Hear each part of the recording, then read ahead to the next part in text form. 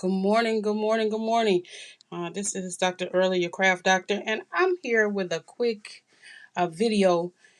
I wanted to kind of do this is the process video because I know I normally come in with all of my pieces already completed in my box.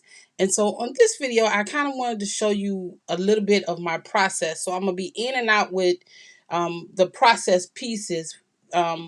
And how I come up with these cards. It's kind of like off the cuff, looking at ideas and then just putting everything together.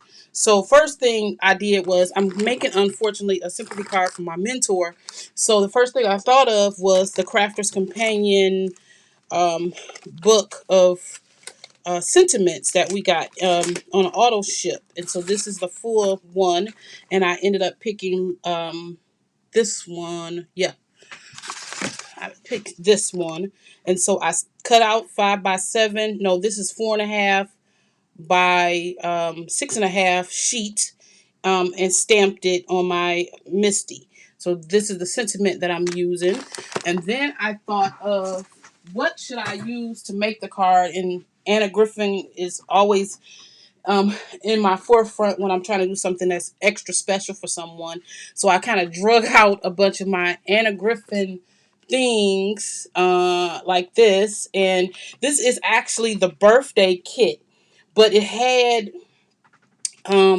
already made um, toppers type things. And so this one says happy birthday to me, but I'm going to layer on top of it this thinking of you instead. And so then I have this, and then I have a bunch of the flowers that I'm going to decoupage on here. And I picked out one of the card bases and matte layers for her, and it's going to go like that. Then I cut this piece from one of the Create dies, and that's going to go here and like that. And I'm not a lot of layers person, but I'm really making this card extra special for my mentor. So this is my beginning process. So it may not even look like this when I'm done, but this is how it kind of looks when I'm trying to figure out. I like this blessings to you too. See, I have to try to figure out what to put. So this is my process, and I just kind of wanted to show you what it looked like.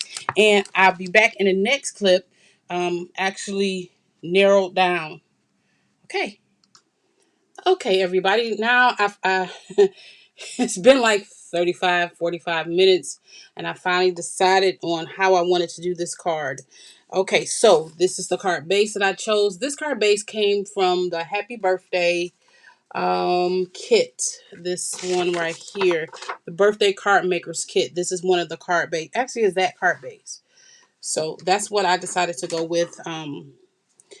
And so then I decided to really do something a little bit extra in the inside. So I took this pearlescent paper from Crafter's Companion, from the Caring Thoughts. This Caring Thoughts mixed media pad.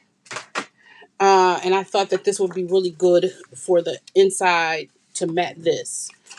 And these colors are on the peachy pink tones. And so this really works good together.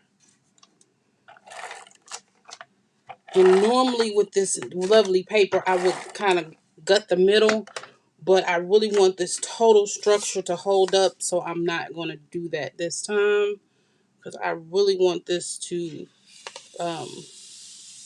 stand up. Okay, so then I stamped this out. I stamped it out the first time and it looked a little crooked to me, so I turned it over and I re-put it back in my Misty, and that's why it's something on both sides. Hey, Dr. A, I got your back. So I'm sending you memories from front and back. Okay, so that's the inside. I think that's really nice. Okay, and then I decided to take these because I wanted to give this a little bit of something. And normally I stamp, but since I'm using Anna Griffin stuff, I decided to just use her flowers on the inside. So I'm going to mat the or lay these down in here, leaving enough room for my for me to write on the inside of it. Okay. And so I'm going to put this one right here, which I think that looks really good. And then I cut this little piece off. It was actually hanging on right there, I think. And I cut that off.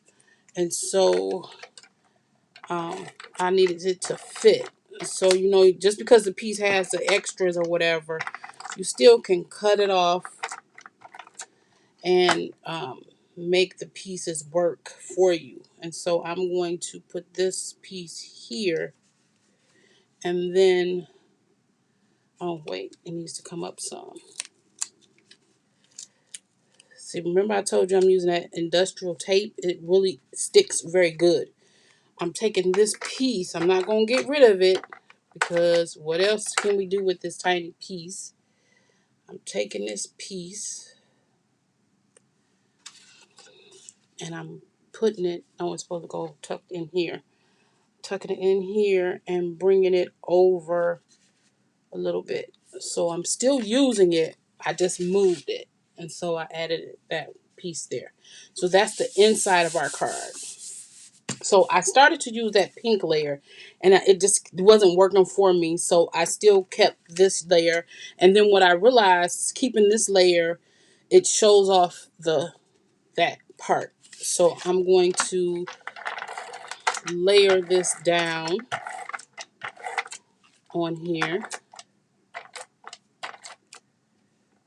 And just add and tape in those little areas.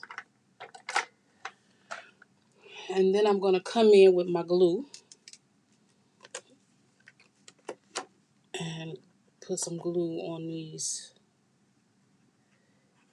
areas because I really want this to stick.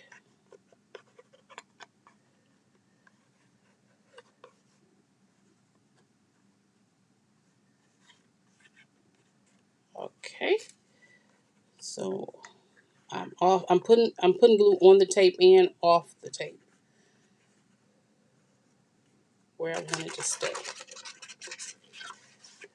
And I know that may seem like overkill, but I really want this to stay on here. Okay, and so I'm making sure that I'm lining it up as best I can around those little points. And like that, straight as I can. Okay. And then I'm going to take this layer, and I'm kind of not sure, should I pop it up, but I think I'm going to just lift this up a little bit with my pop dots. Just give it a little bit of lift off the page. I'm tucking stuff behind this too, so that might be a good idea that I tucked it away. And yes, I know it's overkill on the pop dots too, but I don't know. You know how it is when you're doing something for someone that means a lot to you. You overkill and you do a lot of extra that you would not do normally.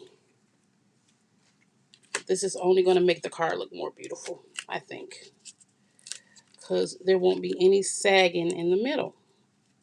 Because if you don't put the pop dots in the middle here, it has a tendency to sag. Okay, and let's put the glue on here.